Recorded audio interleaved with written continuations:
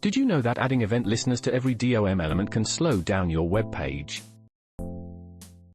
This approach creates performance issues and makes your code harder to maintain as your application grows.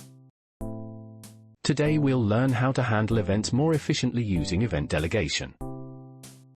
Imagine you have a list of 100 items, each with its own click handler. This creates 100 separate event listeners, which can slow down your page.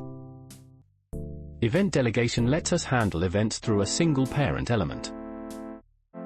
We add one event listener to a parent container that will handle all child events. The event object's target property tells us exactly which child element was clicked. We check if the clicked element has the class we're interested in. If it matches, we handle the event for that specific element. This approach is much more efficient, especially for dynamic content. New elements added later will automatically get the same event handling. Let's go through the implementation step by step. First, we select the parent container that will handle all child events. We add a click event listener to this parent container. The callback function receives the event object with details about the click.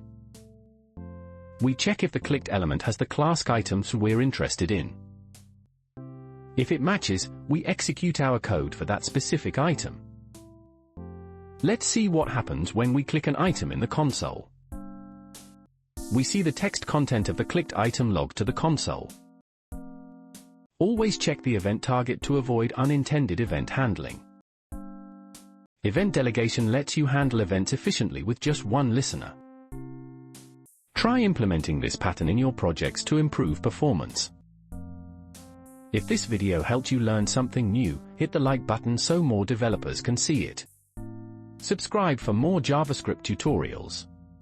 And comment below, did you already know about this?